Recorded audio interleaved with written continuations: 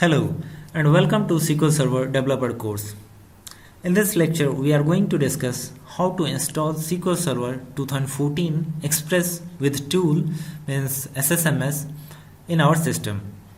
So here I am assuming that you have already downloaded the SQL Server 2014 Express. If not, let me recap. Open your browser, go to Google and search for SQL Server 2014 Express, download. And the very first link that you are getting here, download details.aspx ID 42299, click it here and it will redirect you to the SQL Server download page. Click the download button and search for the SQL EXPRWT 64. My system is 64-bit, that's why I am selecting the x64. If your system is 32-bit, you can go with the x86 link or other binaries based on your requirement. I am going to use this one, SQL EXPR WT with tool S64 inu.exe. Check it and click the next button and it will start downloading the binaries. As I have already downloaded, let me cancel it, close this browser and directly go to the folder where I have already downloaded the binaries. So first of all, you have to extract the files. So right click, run as admin, and it will start downloading the extracting the relevant file into this folder. So by default it will extract all the file into the same folder itself with the new folder, this one. So click the OK and as you can see, it has created one new folder. It will take some time to extract all the files into this folder. Once is extracted, go to this file and check for the setup.exe. Double click it here and it will open the SQL Server Installation Center window. So by default it will be pointing to the installation tab. If you want to plan something, you can go with the planning and check for the relevant link. I am going with the default option, installation. As I am interested in new instance of SQL Server, I will go with the first option, new SQL Server standalone installation or add features to an existing installation. Click it here and it will open the new window, SQL Server 2014 setup. So read all the licensed terms, and if you are very much comfortable, check the I accept the license terms and click the next.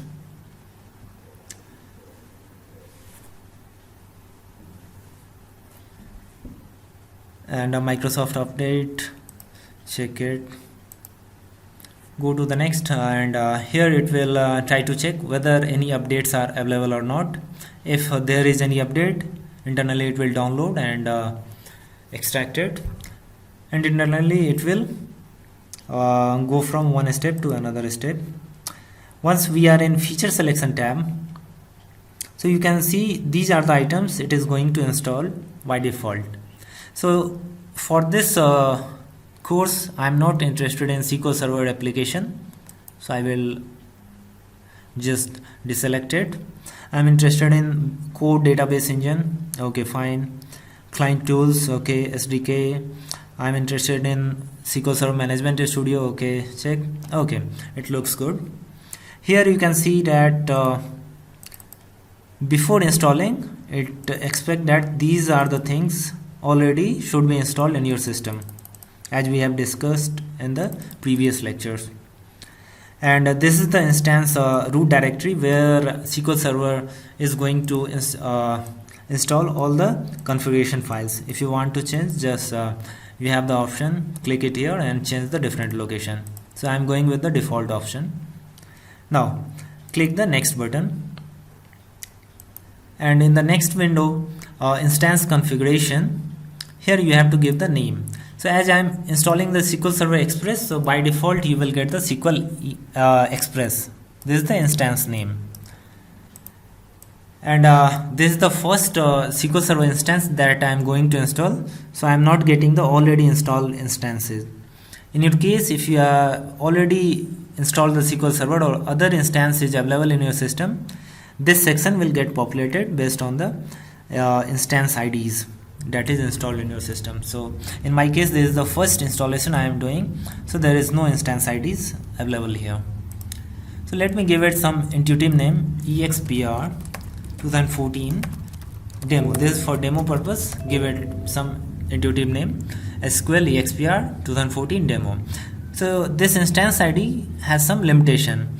It can up to this length only. So let me truncate the name.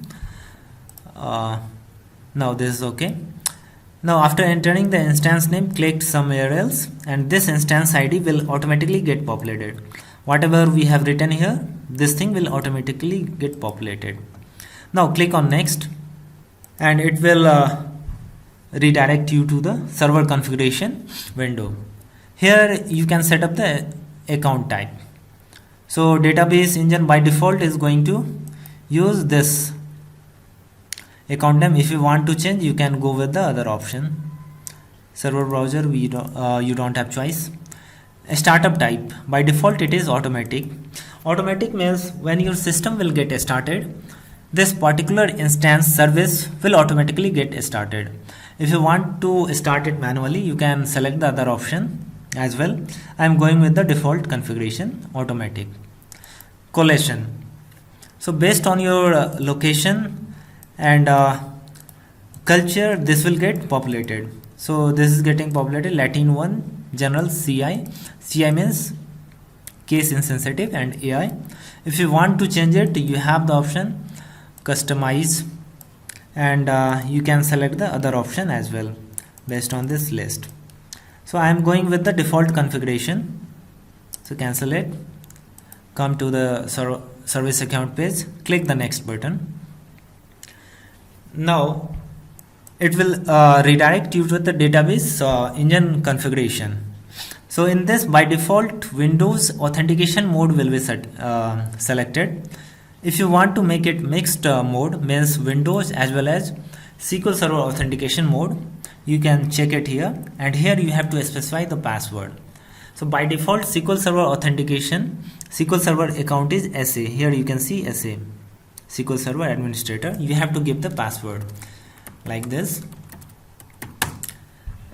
But I am going with the default option, Windows authentication. In later lecture, I will show you how to enable the mix mode, means SQL Server authentication mode, after installing the database. Now another option you have is specify the SQL Server administrator. By default, it will select the logged in user. So I logged in with the Roshan account. It's got populated here. If you want to add some more admin, you can go with the add option and select here, go to advanced, find now, and here you have the options. You can select it. Sometimes this particular things are not getting populated. In that scenario, you can forcibly add the current user from this item. Click it. Now let's explore the data directories. These are the data root directory, means where this instance will store all the relevant configuration files. This is the user database. So whenever we are creating any database in SQL Server, at least it will create two files, .mdf and .ldf. .mdf is for main data file, and .ldf is for log data file. So main data file, .mdf file will automatically by default will get stored into this location. .ldf file will by default will get stored into this location. If you want to change, you have the option. You can change the different location. SQL Server is having a temp DB that it is using for internal purpose. So for the temp DB, it is going to store the MDF file into this location. Similarly, for temp DB, it is going to store LDF file into this location. Backup directories. When user is creating any backup, So by default it will get created into this location, and you can change all of them as per your requirement. I am going with the default options. Now come to user instances. Users are allowed to run a separate instance of the database engine. It is selected, and we are good with this. File stream. For this course I am not going to use the file stream, so let it be as it is. If you want to use the file stream, you can enable it. Enable file stream. I am going with the default configuration, not to enable file stream. Now we are good with this database engine configuration. Now go with the next. Now in the next it will start installing the SQL Server, and this portion will take around 10 to 15 minutes of time. Let me pause the video. Now it's about to get installed. Once it's got installed, means installation progress is completed, you will come to this complete tab. So here you can see all success. Management tool installed successfully, client tool, connectivity, and other features got installed successfully. So hopefully in most of the cases you will see all the success message. In case if you are seeing in status any error, you can go with this log option and check for the error detail and accordingly take the next step. So in this case everything got installed successfully, so we are good with the installation part. So let's try to close this one, as we are done with this one. Now also close the SQL Server Installation Center and try to open the Management Studio SQL Server 2014. So SQL Server Management Studio, and this is the first time I am going to open it, so it will take time.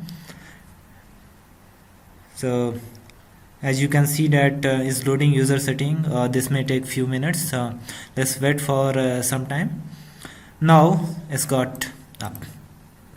So just now we have installed this instance, so it is by default pointing to this one, and this is the server name. So in my case my PC name is Roshan-PC, so it is showing me this one. Then this is backslash, then you have to give the instance name. My instance name was SQL EXP _ 2014 _ demo. Let's say we are not able to remember the instance name. We have the option, just explore the browse me, go with the database engines, and in this list, in this node, you can get all the installed instances in your local system. So in my case I have only this demo version installed in my system, so I am getting this line. Okay, just select it. Okay, it will populate it here. Now as I have installed this instance in my local system, so it is pointing to this PC. I can also give the localhost. There are three different way to give the localhost. One is this one. Another way of putting the localhost is just put the dot sign, nothing else. One more way, small bracket, and write the local. For best practice is localhost. Give the full name localhost. Now in the server type you have to select the database engine. Authentication type, I'm going with the Windows authentication because in the installation I have selected only Windows authentication. Now click the connect, and it will connect to your database. Now our database got connected, and we are good to go with exploring the database. So we are done with the SQL installation, and our instance is up. Thank you for watching this course. Let's see you in next lecture, where we will explore some more details about the database. Thank you.